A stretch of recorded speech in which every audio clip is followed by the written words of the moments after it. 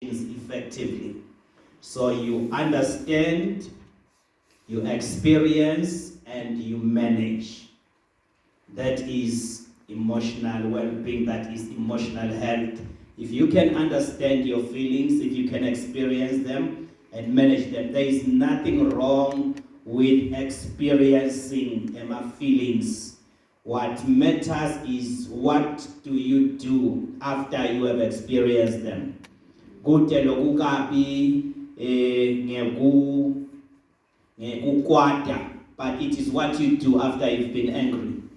And there is nothing wrong with being happy, but it is what you do after you have been happy. There is nothing wrong with being sad after a loss, but it is what you do after you have experienced the loss. And Sigu June, our mental health month, and our theme that we've been running with, it is fighting the gap or bridging the gap. I like it, Nasa, it's shoulder to shoulder, connecting for health. So as a Matvodza, we are being summoned to come and connect shoulder to shoulder and connect for health. That one is very, very important for us as a Matvodza would say. To understand as Sisachubeka. And there are three areas that the emphasis is on. Number one, it is advocacy for mental health. Number two, it is awareness for mental health. And number three, it is action. After advocating and we are aware, we must definitely action. Now, we have my boardroom in the corporate. One of the things that they struggle with, it is bridging the gap between strategy and results. Ukanza would say strategy sits, but results do not speak to what the strategy says. And now Douglas space mental health and one of our struggles, it is bridging the gap between awareness and action. So what I am basically going to be doing, I am going to be bringing awareness, and I believe NASA to open up for discussion and for interactions. That is where we'll attempt to bridge the gap between awareness and action, because at the end of the day, like Dosh was saying, we must be able to do what we are already aware of, because while awareness, it is part of emotional health. So that one is very important to see, Sigu, understand. You will all agree with me that in the 21st century, a lot of things have been redefined. Church has been redefined. Manhood has been redefined. Masculinity has been redefined. We live in an era where we are redefining almost everything. Illiteracy has obviously also been redefined. Some of us grew up in a time where illiteracy was the inability to read and write. But in this century, illiteracy is now different, because we have passed the stage of being unable to read and write. When we speak of illiteracy, Nyalo says Kuluma about the inability to learn, unlearn, and relearn. See and see and see again. That is what we are at now, in as far as literacy is concerned.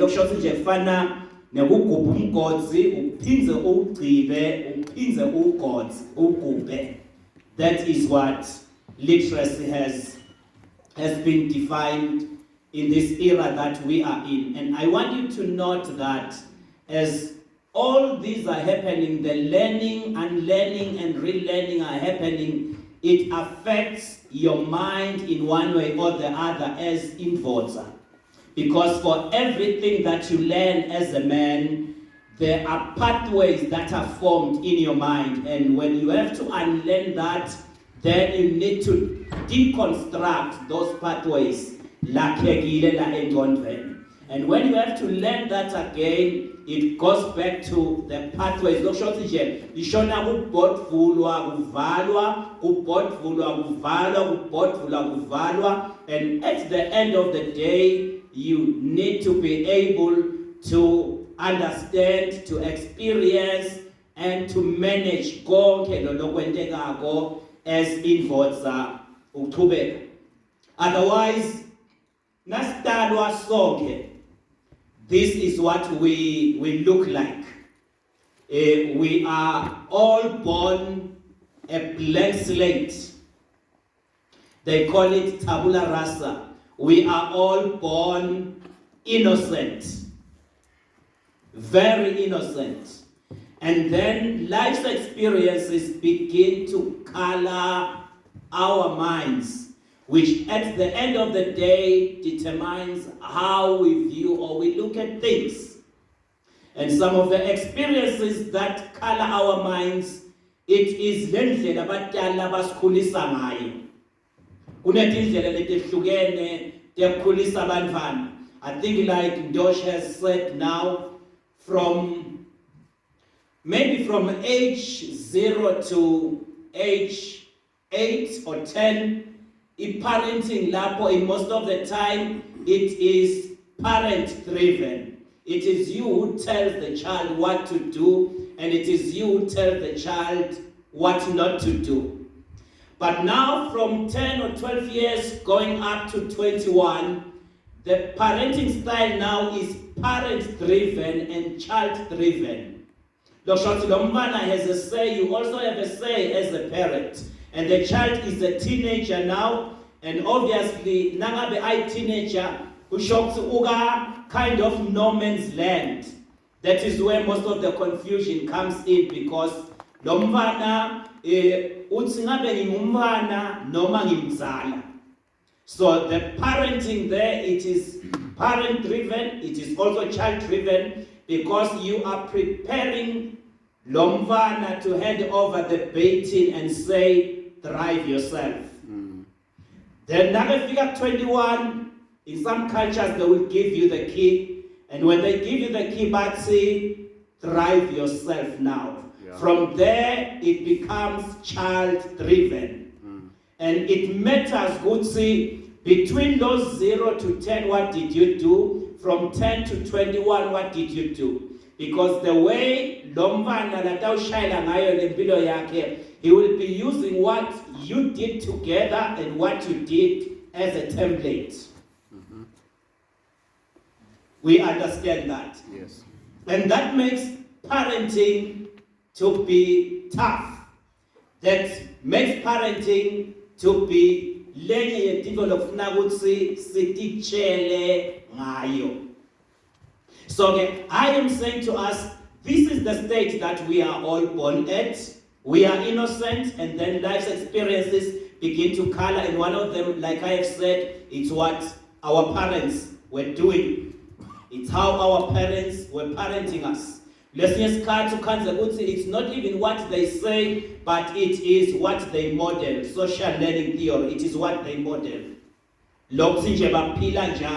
When we're growing up, we'll hear a story about Inkala, lebe complain about Banfana Bahambela Ganje, and the kids will always say, but it's Hamba Jengawe. As much as the parent had not said Hamban Ganje, but Ngaloka Hamba, he was modeling. So as a man, you are modeling. It's either you're modeling to your boy child, or you're modeling to some young man somewhere who is looking up to you. It could be a church, it could be in the community, it could be in the various spaces that it comes as Gio as a madvoza. Impilo yako, it is modeling. That's why umfana lokhule in an abusive family, angeka fanane nemfana lokhule in a family lapho lelithando khona. Umfana lokhule wakhuliswa a single parent, ngeke afane nemfana lokhuliswe badala bobabili. Umfana lokhulela kune violence khona, violence is likely to beget violence. Umfana lokhulela kune trauma khona, trauma is likely to beget trauma. That's why they say hurting people will hurt others. And some of them, when they do that, is because they are trying kuvela nabo babantu because of what happened as they were growing up. Lokusho lo mfana loyo ku-abuser kuye, it becomes i-default yakhe. Afake i-effort to do that because that's what the environment he grew up in did to him. So as a madvodza, with the boy children that we are having, and some of them that are looking up to us as their mentors, we have a role lefanele ukuthi sidlale. Kunenge, like I have said, that will color that the environment lokhule kiyo. Babemsane njela bekemile akhuluma kanye nathi. If you can go to the men that sit under him in his church every Sunday and put them under a microscope, you will find some bits and pieces of Msane, Lagibo, because he stands every Sunday and speaks to them, and as he's speaking to them, he is coloring their behaviors in one way or the other. Nigo, in behavioral science, we don't say what is wrong with you, but we say what happened to you that makes you behave the way that you behave. Because at the end of the day, your behavior is a collection of a lot of factors. Yeah. It's not about what is wrong with you, but it's about what happened to you that makes you behave the way you behave. You behave according to what happened to you. You behave according to what is happening to you. Especially from age 0 to 10 years, those are the foundational years. Those are the most critical years. And then when you go up maybe to 35, that is when we say behaviors are solidified or behaviors are hardwired. Look, shortly, let behavior, let's say, yasemendelwa. When a loabona semende nakafakwe ebhakede nakamanda ungamthela ngala uphinda umthele ngala, but nasekomile, can you do that, my thoughts? You can't do that. Look, so solidified and so hardwired. So by the time you hit 35, let behavior say vele is solidified, it is hardwired. Kuyishintsha sekufuna kusetshenzwe. Sonkhokho. Yeah. So being a father, being a leader, being a man is not something that we should take for granted. There is a lot that is expected from us as a madvods. There is a lot that is expected from us as a madvods. Neuroscientists will tell you that 99% of who you are is your mind, and the other 1% is this biological container. Otherwise, 99% of who you are is your mind. And of course, in your mind, there is your conscious mind and your subconscious mind. We will try to unpack that so that nas Khumalo sik understand the song and be able to go and see what we can do with the information that we are bringing. And nangabe sithi 99% of who you are is your mind, and the other 1% is this container or your body. The unfortunate thing, Matwazanglo would say, we spend 99% of our resources and our time taking care of the 1%. And then we spend 1% of our time and resources taking care of the 99%. That's the sad reality. We spend a bigger chunk of our time taking care of this container. It must be dressed well. We must shave well. We must be presentable, and then neglect the 99%. That's the sad reality. And I am not saying the container must not be taken care of. It must be taken care of also.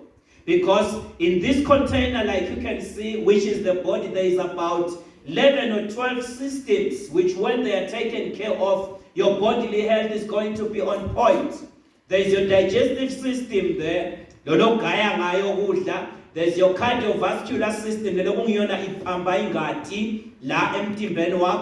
There's your central nervous system. There's your skeletal system, the one that gives you posture. There's your muscular system. There are a lot of systems that are in that body. And then there is your mind there. In your mind, there is your conscious mind. The conscious mind is responsible, among many things, for reasoning. It's responsible for logic. And then there is the subconscious mind. The subconscious mind is responsible for habits. It's responsible for behavior. It's responsible for mindset. All that sits in your subconscious mind. And how do things move from your conscious mind into your subconscious mind? Ngalesikhathi ubona info repeatedly. It moves from your conscious mind into your subconscious mind. Ngalesikhathi uyibona le info repeatedly. Repeatedly nje uyibona. And that is where we make a lot of mistakes. I always like making this illustration. I have my beloved pastor here. If I can throw this phone at you right now, you're going to lift up your arms to block it. Am I right? Because do you speak Siswati now? Oh, because this container. We are able to block things from hitting our bodies or our container, but are we able to block things from hitting our minds?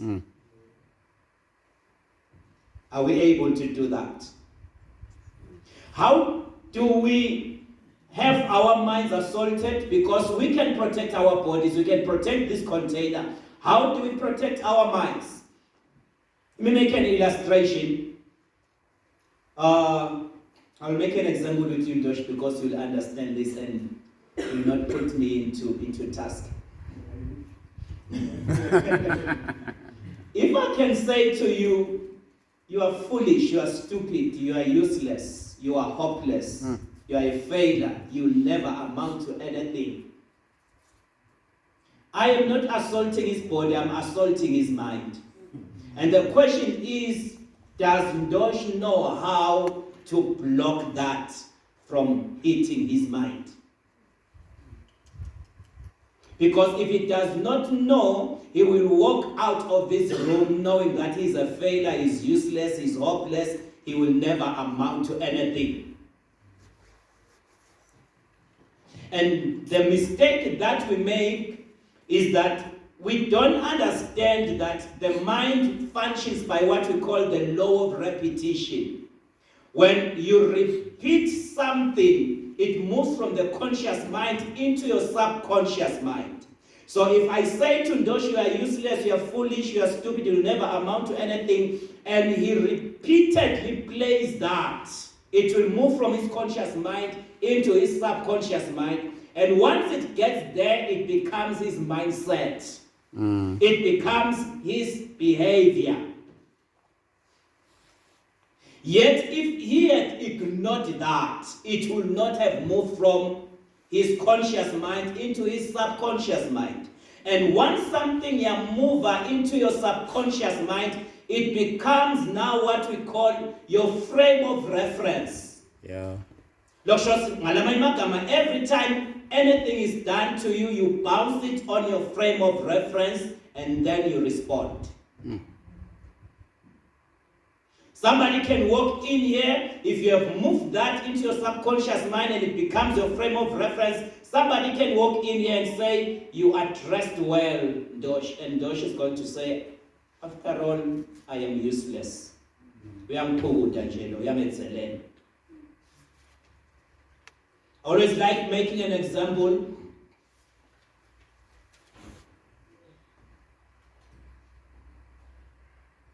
Where is this other guy? Yeah. Shedrach, we grew up together, you will not mind. Sure. If I can say you look good today, you know the reason he's not responding? And I do. He's bouncing that on his frame of reference, which has been created by what he has seen and has been said as he was growing up. Lomunye you can say you look good today, he's going to say thank you. Lomunye uthi you look good today, athi uyangicapata usho yesterday I didn't look good. Lomunye uthi you look good today, athi nawo ke sabelo sikafuna kumsoma, vele sesivile ngalabafana labasoma labanye bafana. He's using his frame of reference. So all these things, they happen as we are growing up.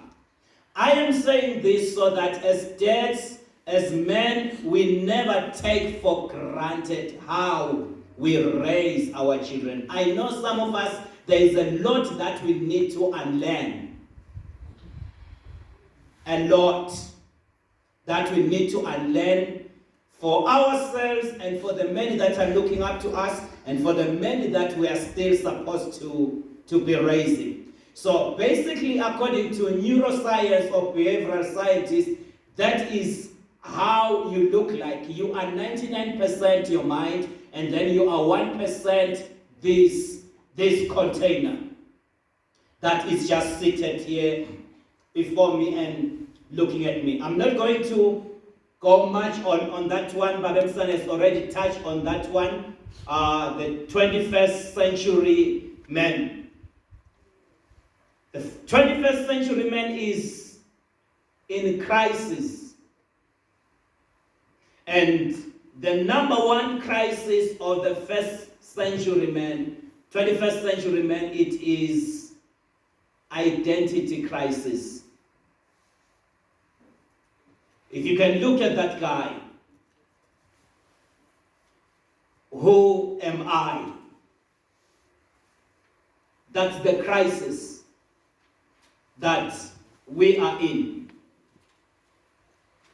And the sad thing is that some of us don't feel men enough until they have put on other men. You will agree with me, Matodza. How do you feel now forget Daniel Hatcher? Daniel Hatcher is another man. How do you feel when you're wearing Daniel Hatcher? You feel good. How do you feel when you're wearing polo? So good. How do you feel when you're wearing Tommy Hilfiger? Perry Cardin, you know all those labels that are out there. When you are wearing that, you feel like a man. And when you are wearing a nameless shirt like mine that has no label, sometimes you feel like I know I'm going to talk, man. You have to wear another man to feel like a man. You can't feel a man. And the question is, who wears you?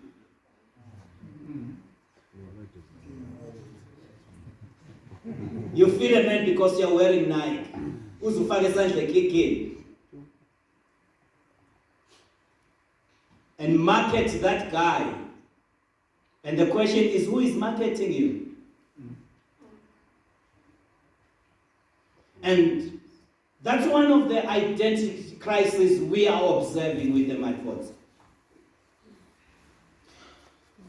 Being a man has become so tough that some men have decided to migrate from being men into being women or other. That's how tough being a man has become.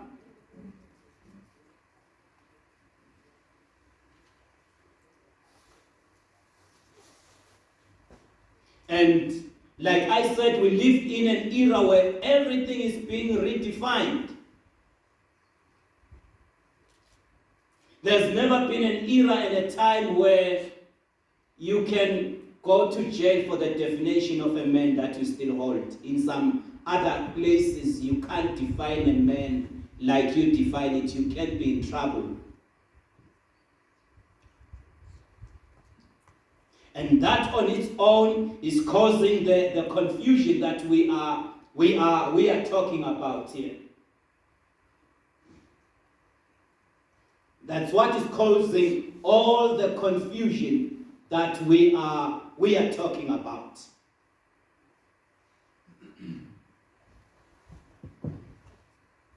I was checking on reliable sources. I couldn't find the most recent.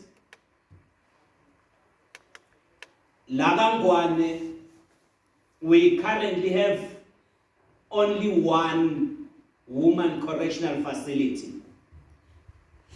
Do you know how many we have for men? We've got about 11 or 12? We've got 11. And the population of women is a bit higher than that of men. But the correctional facilities for men are more than those of women. And obviously the assumption would have been akube maneni phela emajele abomake unewe madvoza ngobe bona banengi but maneni.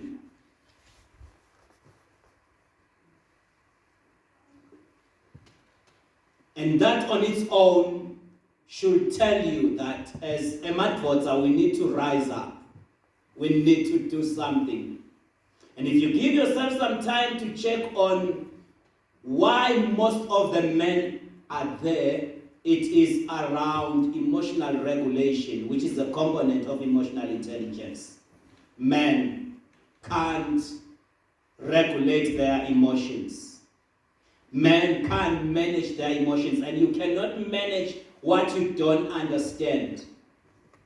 Remember, we said emotional well-being is the ability to understand, to experience, and to manage your emotions effectively. And you can't manage your emotions if you don't want to experience them.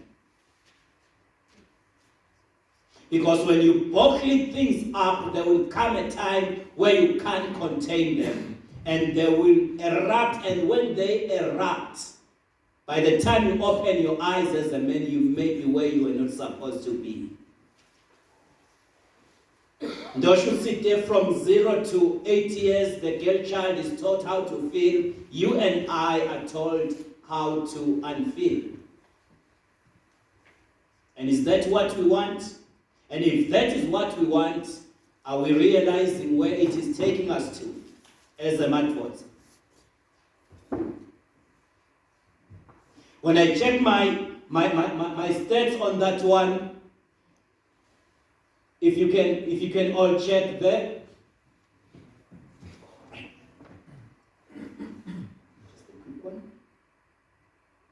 These are 2022. I couldn't find the most recent one. The stats were at 3,405 prison population in the country.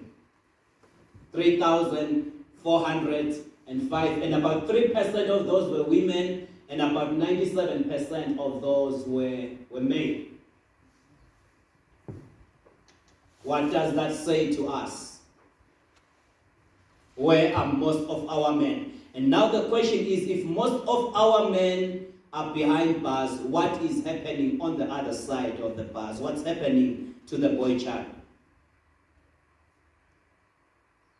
And if you go there, I think I was speaking to one of the chaplains. He was telling me that the population of teenagers is increasing behind bars in this country. And the question is, if the population of teens is increasing behind bars in the country, what is happening to the fathers? What is happening at home? That's the sad reality that we have found ourselves in, which by the time we move out of this place, Namhla, we must have been able to to discuss on how best we can handle that, on how best we can deal with that as a advocate. All right. Suicide. Those are WHO stats that I have flagged in there. Every 20 seconds, there is somebody that commits suicide. That speaks to mental health. Every 20 seconds, there is somebody that commits suicide. And suicide has become the leading cause among the 15 to 29-year-olds. And somebody can do a study there to see what is happening in that gap. And 4% of the world population struggling with depression. And like we have said, men are in trouble, but they are afraid to admit that they are in trouble. One of the challenges that men have, men still believe they cannot go to another man to open up about how they feel. But they can go to a dentist to open their mouth and let him assess their teeth, but they cannot go to a mental health practitioner to open up their minds and let him assist them on how they can experience and manage what they are feeling. Men are still struggling with vulnerability. And the question is, if we continue the way we are doing as men, what is going to happen to our children? What is going to happen to this nation that we have been trusted with? Like we've said, man holds the key to the nation, and as a man goes, so goes the nation. When a man heals, a family heals. When a family heals, a community will definitely heal. And when a community heals, the nation is also going to heal at the end of the day. And like we have said, there is a lot of pressure that man is experiencing. Ndobeko, did you time me? Please do time me so that we have time for interactions. And these are some of the societal pressure that men will have to go through. Some of them have already been touched by the previous speakers. The redefinition of masculinity is obvious, especially to the older generation who grew up knowing that man is the hunter, and then the woman is supposed to prepare what has been hunted. But we live in a time and an era where both men and women are now hunters. They all go out to hunt and come back with the game. And that on its own redefines how the game is played in the relationship, because we're all out to hunt. And we must come back with the game.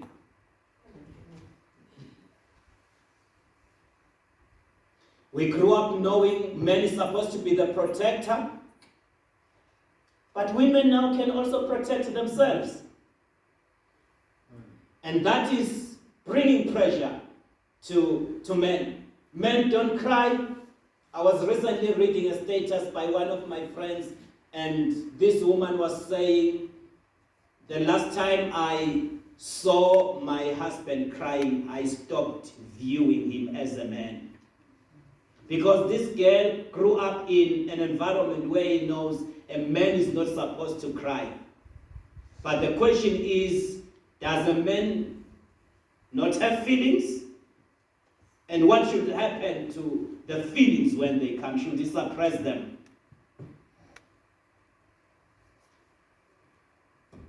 Stereotypes like emotions are a cover for weakness. Expressing your emotions has got nothing to do with being weak. It's okay as long as you do it in a very safe space where your vulnerability is not going to be taken advantage of. Ndosh did mention that we've been socialized to be aggressive and fearless. If you are a man, you must be aggressive. You must be fearless. I remember Nasakula Jetsine Besvulelwa. There is this young man who used to beat me. And this guy, it's only now that I realized that he was bullying us. This guy,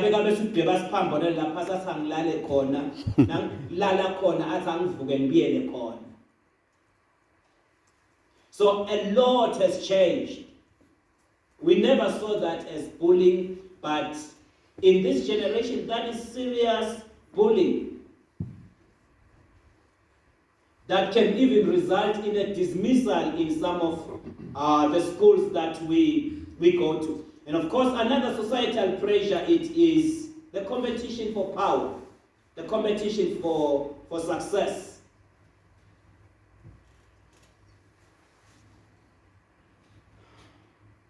I want to drive the latest Mercedes. I want to wear the latest designer suit. I want to live in one of the poshest houses. The competition for power, the competition for success. It's part of the societal pressure, because when people look up to you, those are some of the things that they expect you to. We're going to skip that one because we've already touched on that one. And all these things, they impact on our mental health. They impact on our minds. And at the end of the day, they affect what the mind is supposed to be doing, because three basic functions of the mind: it is where your thinking is supposed to be at, it's where your feelings are supposed to be at, it's where your will is supposed to be at. So when you're not in a good space mentally, it means you've got your thinking, your feelings, and your will affected. Because in the mind, basically what is happening, it's where you think, you feel, and you choose.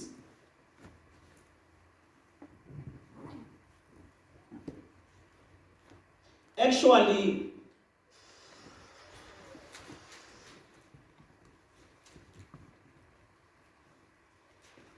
let me make an example with you again, men of God, because I know I'm going to be protected. The reason you are here is because you can think, you can feel, and you can choose. And you will agree with me that if you can lose both your limbs, this institution can still keep you. They will organize some prostheses or artificial legs for you to move around. They will organize some wheelchair or even some crutches for you to move around. Even if you can lose your arms, probably they can buy you some artificial arms to move around. And you still have your job. But let me ask you a question. If you can lose your mind, can you still be here? You don't think so? So they've kept you because of your mind. Dosh, if you can lose your mind, can you still MC? But if you lose your arms, you still can? Not entirely, but you still can be productive. But you lose your mind, it's finished. Do we realize how important our minds are? But do we prioritize our minds like we prioritize our bodies? The truth is, you still have the job that you have because your mind is still on point. The day you lose your mind, they will tell the security not to allow you through the gate. But if you can lose your arms, they can still let you in You lose your legs, they can still let you in. You lose your ears, they still can let you in. The day you lose your mind, they will tell the security, make sure that that guy doesn't come through. Because the day you lose your mind, you are not only a danger to yourself, but you are also a danger to your colleagues. And one of the things we don't understand is that the mind will cough just like the body will cough. Yeah.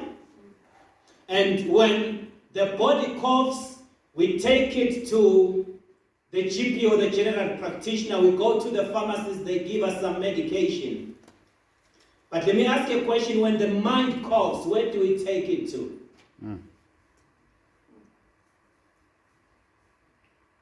When the mind coughs, I am a man. That's why even in the hospitals, men come at a stage where chances of them going back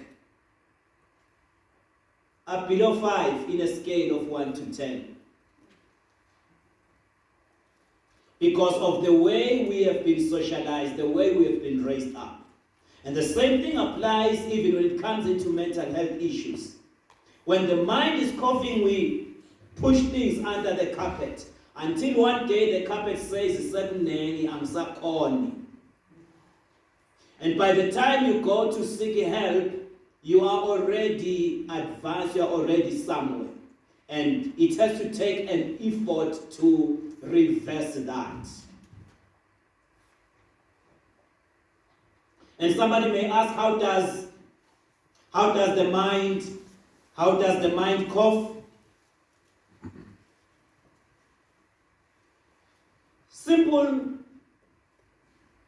Simple things like anxiety.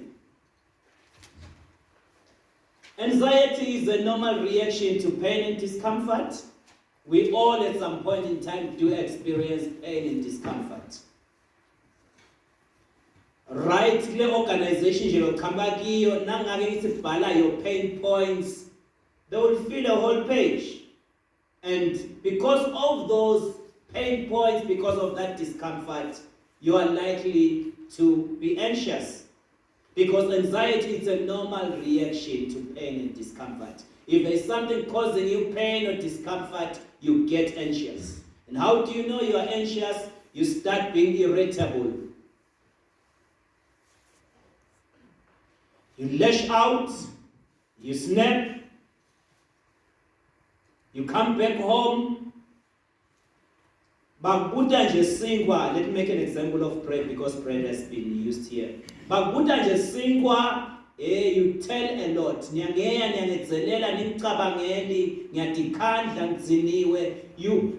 write a thesis. Out of which I was participating and sing, dissertation.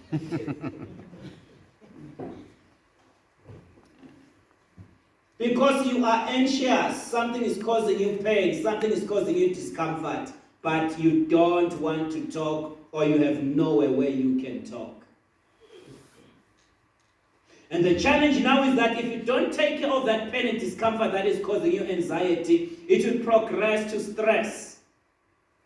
And when you are stressed, what is going to happen? You lose interest in things that you loved. All of a sudden, the things that you loved, they no more matter. You lose motivation. All of a sudden, this young man, the day stress hits, he will lose interest in that. You lose motivation. All of a sudden, this young man who was self-driven, self-motivated, did not need to be pushed to meet Emma deliverables, Emma timelines, and 17 needs to be pushed. And if you have a supervisor or a manager who does not understand mental health, he may think you are not serious. But a supervisor or a manager who understands mental health will call you and sit you down and ask you, what is happening? This is not you.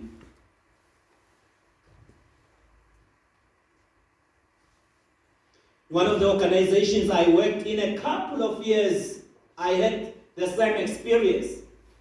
My wife had traveled, she was studying somewhere, and I was left with 2 teenagers. I was pushing my thesis. I did a study. I would really love if you can check on it. It's already published. Africa Online Journal, Lived Experiences for Divorced Men in the Kingdom of Eswatini. It's a very interesting study. Please do check it. Very interesting. I would really love that you check on that one. Yeah. So I was pushing that, and my supervisor was sitting here, and my scorecard took a nosedive at work. Very bad. And I just needed a supervisor who could call me and say, Sabelo, what is happening? Not a supervisor who would call me and say, I'm not serious. You understand? Those are some of the things.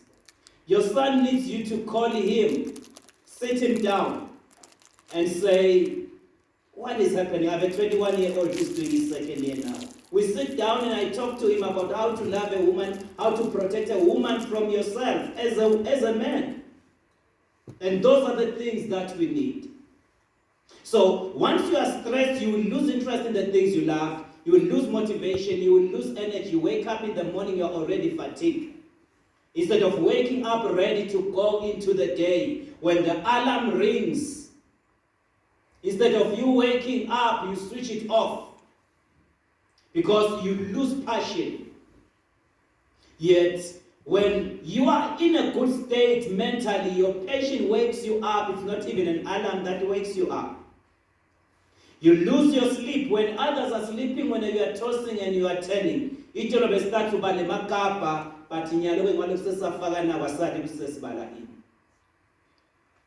lose your appetite. And for those who are married, you will lose your appetite, that's the oral one, and you also lose your downward happiness because you are stressed.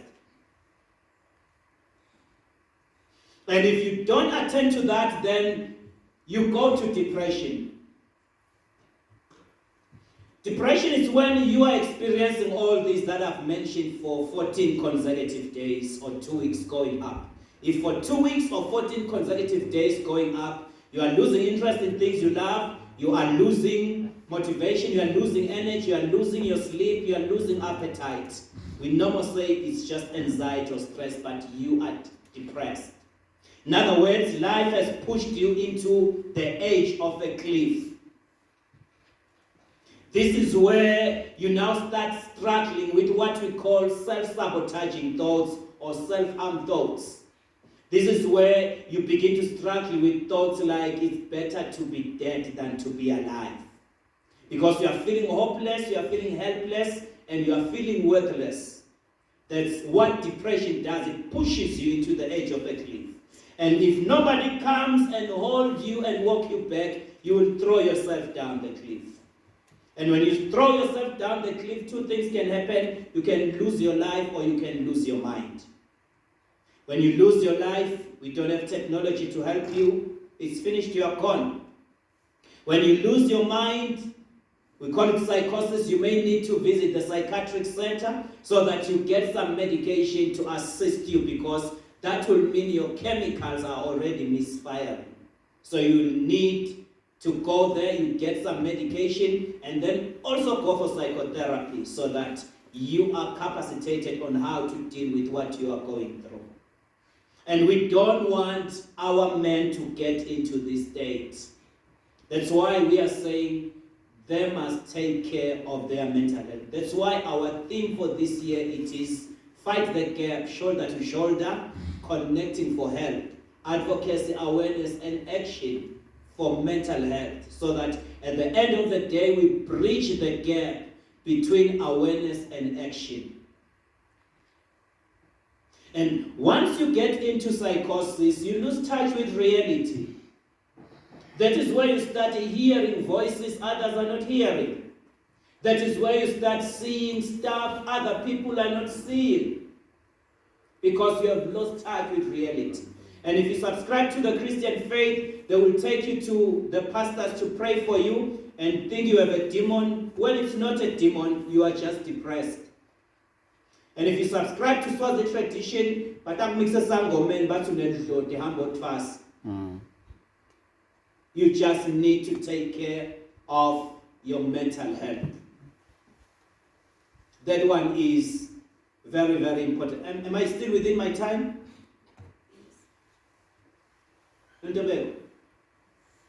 All right, thank you. That one is very, very important for us to understand as a method. Let's take care of our mental health. All right. Can you just stretch ourselves for 2 seconds? Yeah? Just stretch yourself, take a deep breath.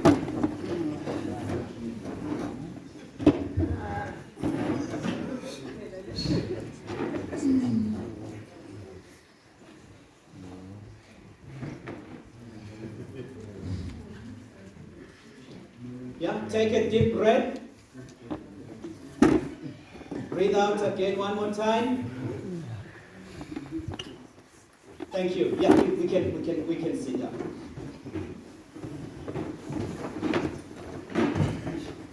And somebody may ask, what could be some of the signs that could give me an idea that I'm struggling with some mental health issues? I've thrown a few of them there. Obviously, one of them will be your persistent headaches. Persistent headaches accompanied with some physiological disruptions. It cannot only be persistent headaches. These are the kind of headaches that will not respond to your painkillers. You try to take some Panado, you try to take some ibuprofen, you try to take some of the painkillers that you know, it doesn't respond because the problem is not in the body. In mental health, they call this psychosomatic conditions. Psycho for psych, soma for the body. The problem is in the mind, but it found expression in the body. You start developing persistent headaches. Your blood pressure may be elevated. You may have some issues with indigestion because your digestive system is struggling in taking care of certain things. Difficulty in concentration, those are some of the things we want to know. Your sleeplessness, like we have said, your mood changes. Not necessarily because you are bipolar. It's so unfortunate that sometimes we mental health practitioners are quick to pathologize certain things. Somebody comes with some mood changes and mood swings, we are quick to put a diagnosis, which I don't like, because once you put a diagnosis, you're kind of putting an impediment or a hardly in as far as the recovery of that person is concerned. Somebody will give him a diagnosis, it does something, it blows his mind. Yeah. That's why arriving at a diagnosis should not be something that one does quickly. Yeah. But I know sometimes when people come to consult an expert in a certain area, they are quick to want to know the diagnosis. Yet the diagnosis messes up with your mind. So your mood changes, you become aggressive, you struggle with suicidal thoughts like we've already said. Some will engage in high-risk activities because they will want that adrenaline rush. If that person is a biker, he may want to go beyond. For those who are driving, they would want to do 180 in this stretch that is at Elangen when they know it's not supposed to be more than 120, which can be suicidal and a lot of other things. So, as men, it's important that we take care of our mental health, because this does not only affect us, but it also affects those who depend on us. I don't want to expose many and ask how many of you have seen a therapist in their lifetime versus how many have seen a GP in their lifetime.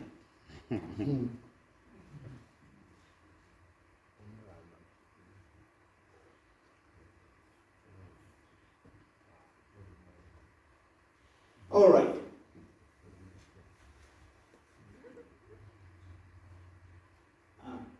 I'm going to skip that one and jump to this one because I have noted how much challenges it will always do. Okay. Yeah. I do want us to touch on this one. Low testosterone. As we grow, the truth is the level of our testosterone production will certainly go down. And testosterone is what makes us feel masculine. It's what makes us feel man.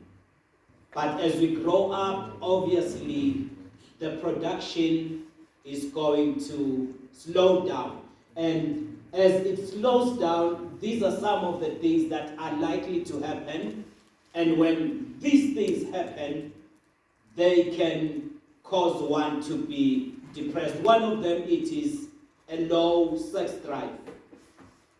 As your testosterone is going down, it may impact on your libido. You may no more be as sharp as you were.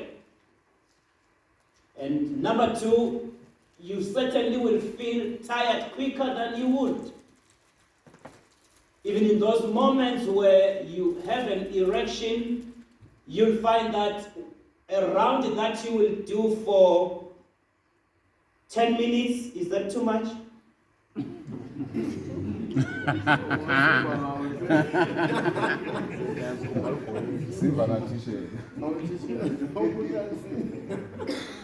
A round that you'll do for 10 minutes, now you do it for 2 minutes or 5 minutes, and you are tired. Because the testosterone levels are certainly going down. Your sleep patterns obviously may change. You lose your sleep. You find that around your 12 or your 2-ish, you've lost your sleep. Your mood changes, like we've said, and obviously weight gain, especially the belly fat, it gets really stubborn. And I've not seen a stubborn belly like the one of somebody who has passed 50 years. That fat belly can be so stubborn. You try aerobics, you try your stomach exercises, it takes quite an effort to deal with it. Because the testosterone, which is responsible for the metabolization of that fat, has pretty gone down. So you really need to push and make so much effort. And for you youngsters who are still below 50, don't keep that thing. Deal with it before you reach 50, because once you reach 50, it can be really stubborn. The weight gain, your occasional memory problems, yeah. This is where we encourage that have your to-do list. Sometimes the memory loss can be so bad such that you'll be on your phone talking to somebody and you'll be screaming at your children, "Where is my phone?" Yet your phone is here.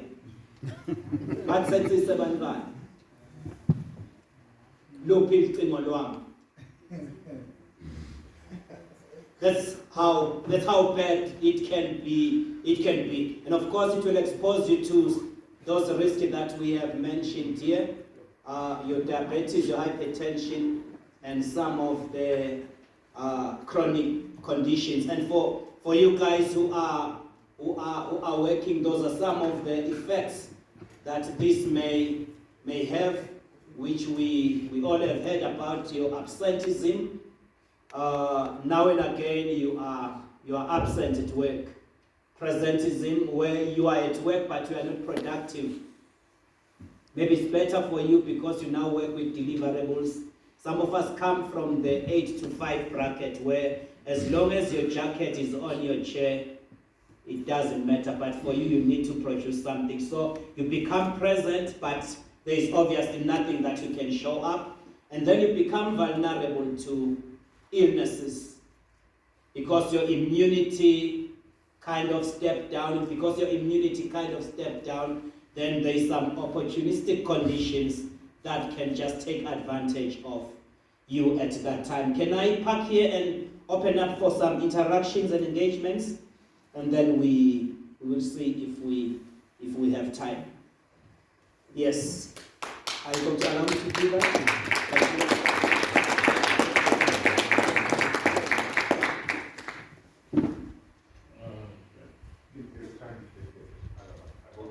Results that you want, but it is certainly possible.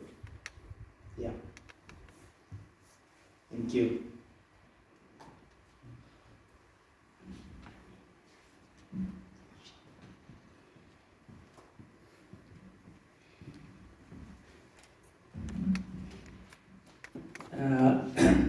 Thank you so much for the presentation. It has been an eye-opener. My question is on, yes, we are looking at the month of June is the Men's Mental Health Month, to recognize some of these mental health issues and challenges on men. Based on your experience, what is the impact of culture or influence to the men's mental health? Because at times we might talk about it, but some of these things have got a historical background. Culture tells us to do. And if it is culture, it has got an impact. What are we doing, the 21st century man? Can we just assume that he's a man in a crisis? And what then are we doing? Thank you. Culture certainly plays a very, very big role in as far as shaping our mental health is concerned. That's why in my study, one of the recommendations I made was that we bring back Lisango, so that we are able to contextualize the agenda of mental health, because if we don't do that, at the end of the day, it becomes a white culture, yet it's not only the white who are affected, we are also affected. So we certainly may need to revisit some of those platforms that we had that will assist in as far as that is concerned. True culture is playing a major role in that. Thank you. I would say yes, culture does. However, it was so unfortunate that with the whole evolution of time and of course industrialization, certain things have been left behind. We're living in a time whereby I've always said, I can't really say parents, but as people, we have this huge tendency of rewarding certain things without effort. Now let's play it back. Back in the day, I could easily visit your home and stay there for a month or two, and nobody would know that I am not part of this family. However, now if that happens, there's these small constitutional laws that we have in different families, whereby my kids wake up at 9 and your kids wake up at 6. And if my kids were to, the ones that wake up at 9 were to visit his kids that wake up at 6, call you immediately and tell you that Daddy was suffering here. Was suffering here. This feels like hell, Yet, the long and the short of it should be gravitating towards esikhathini samanje. Lelisango vele was very handy, because there's a whole lot of things that didn't happen back in the day, but Lelisango was there. That's why men would sit with other men and have these meaningful conversations. But now we don't have these meaningful conversations because everything has changed. Now, instead of having conversations or meaningful conversations with other men, sesikbo Instagram, sesikbo Twitter, sesikbo WhatsApp, we're not having the conversation that needs to be had. And therefore, there's a big cultural shift. Now, the things that we used to do back in the day, we don't do. We no longer do now. So the problem is, if only we can try to adjust a bit, probably apply the traditional principles and then move them or migrate them towards a modern day. And of course, as he is saying, try to contextualize everything. Culture is a big player. But if you look back, like if you track like back in the day, the men there, they spoke about certain issues. There's so many issues that they had conversations about. A Sangwe, a Spaye, a Dam. They'd always find a way to have these conversations.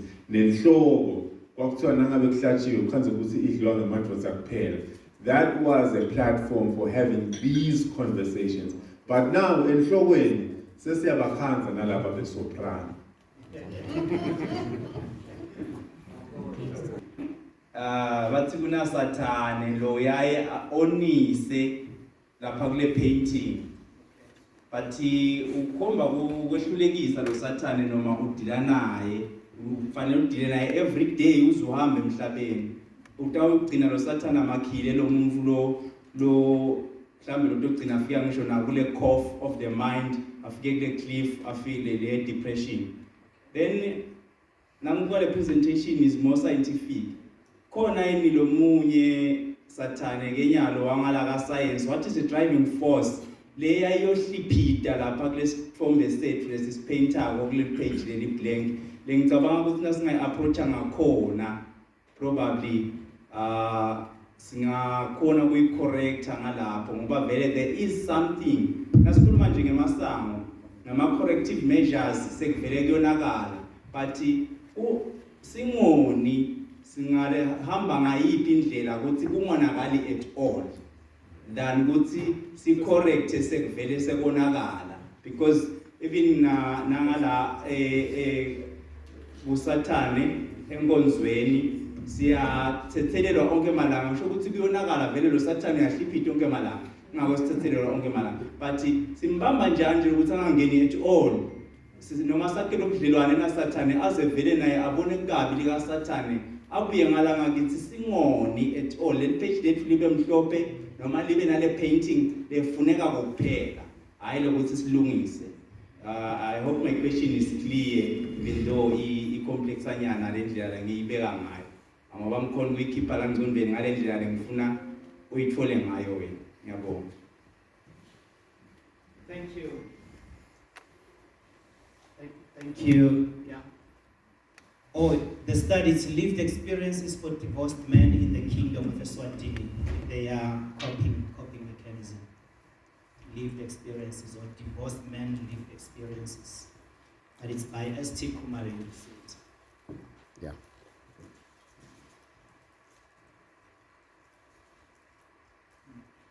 You're done. Maybe to respond to the question that you just asked, I will go back again to what I touched on, the issue of emotional intelligence. Emotional intelligence obviously has about 4 or 5 components, but I will touch on the first one, which is self-awareness. It certainly will always be difficult to assist somebody until he is self-aware. It is only when that individual is self-aware that he can see the need to go and seek help. And then when he goes to seek help, that's where the journey begins. It's difficult for the journey to begin until that has happened, unfortunately. Yeah, that's the best answer I can give. Thank you. I will hinge on that. I'd say you're a complex question, but with my understanding, I think nothing else to see contextual. For example, at the age of 16, now 16, let's just say between 16 and 18, kune culture yemabhunu ukuthi labantwana babo bagcine sebanatha nabo.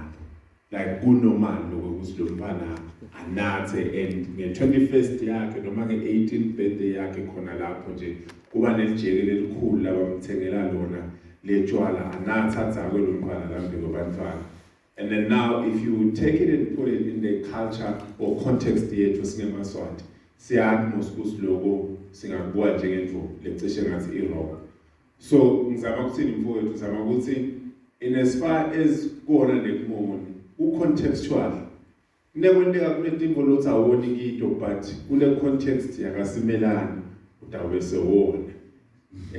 So ngasho ukuthi in as much as we may have to put effort ukuthi singoni lokhu kungacishe kube ngema-general laws, it's almost impossible ukuthi singagcine sinale clean slate or blank slate ukuthi singaboni konke completely.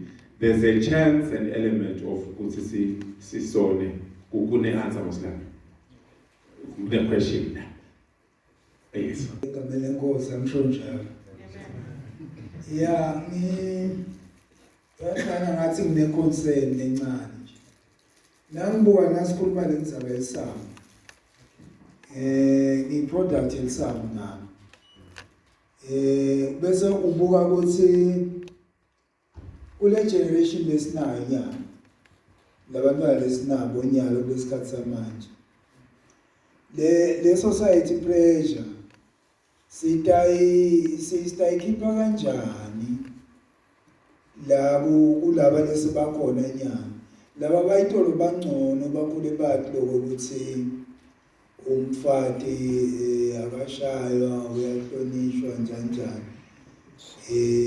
but laba banyalo nalokukhuluma lokuthi akhone lokuthi abhoboke, because the key point ukuthi into letiningi sithi nasitibuka ngendlela esikhule ngayo uthi nje umfati njalo kwabekuseka ukuthi nobe umfati ushaya ngembanga uNkulunkulu kwambe uxoxa unamakhelwane acela ukuthi hey lo mfati wangibulala lapha ekhaya because ukhanza ngathi kuhlazo. Manje ngiyiphi indlela lesingayenda nyalo la sikhona khona nyalo siyafundzisa yes nasetinzaweni nasemisebentini siyafundzisa, but yini lokungenta ukuthi kwenteke nawe lokushito utishela ukuthi letinto tigcina setibuyela ekugcineni kwale ngcondo na usuka lapha ku subconscious bese tiba i-mindset. Letinto setaba i-mindset lakithi sikushintsha njani, sitawukhona njani ukwakha ukuthi kuze kubuyele kube normal.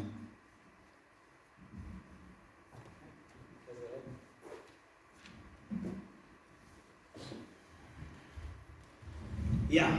Thanks, Tishala, for the presentation. Itawucishe ifane yami nembuto lo tsandza kubutwa. But yami emphasis it's more on the process of learning and learning again. Ukhuluma ngeko redefine because in our society now everything is being redefined. Then I have a question around that, just to say, as a man, I would say a married man, the constitutions and the laws of the country, they actually define the roles of a man in a family. And now we are in a society where women, they go out to work, and when they come back with something, you will find yourself as a married man now. Where is the money that is maybe being brought by this lady? And you will find that it's okay, we are hola, abuye na imali ekhaya, but asithenge kudla responsibility yami. And nasesiyemthethweni umthetho uthi vele responsibility yami as a man. Then once siyashifta siya-redefine ukuthi indvodza ufanele ukuthi nyalo kule society ema-roles asashintshe, but umthetho awukashintshi. Ngiyabonga. Thank you. I want to believe those were. Thank you. I think my battery is all right. I think those were just comments, but what I would want to throw Lenny Roles Naidlana as a madvota.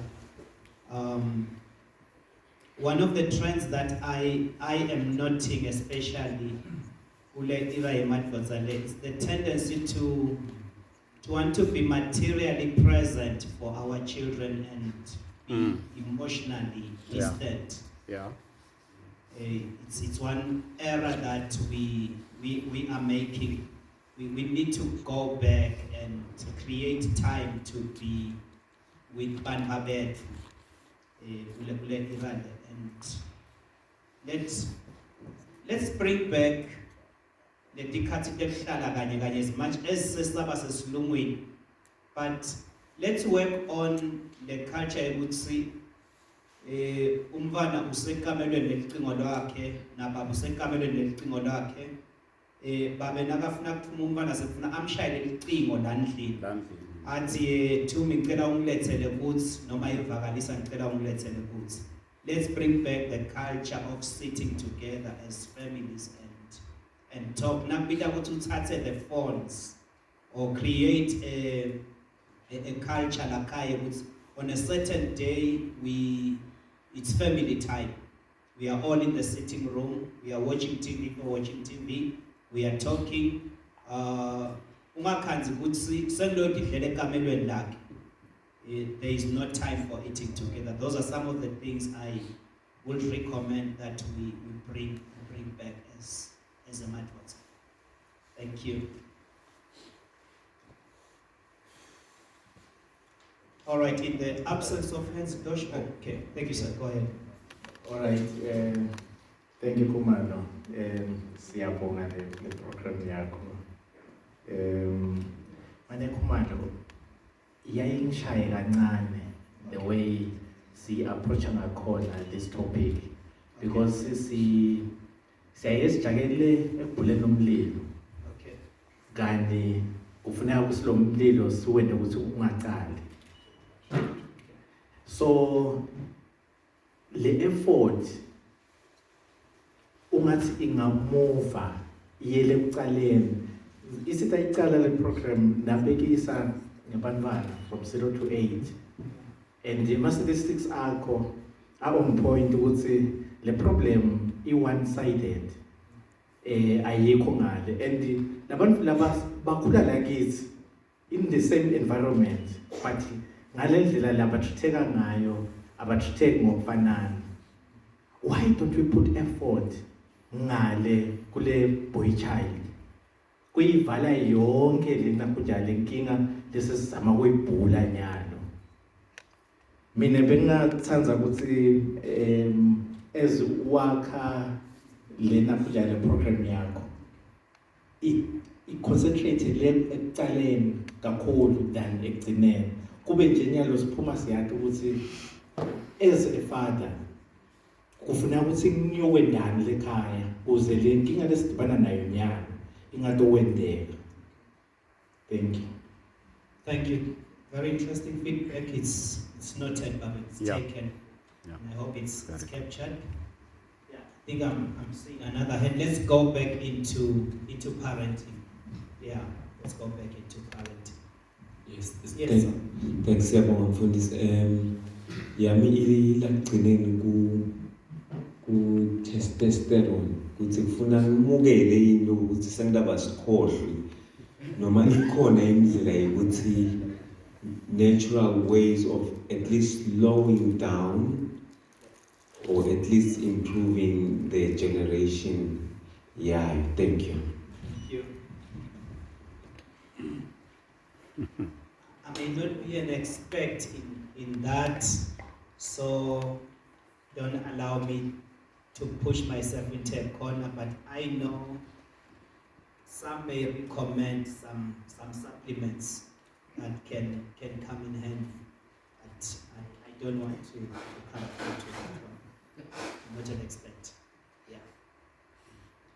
But you can always refer. Thank you.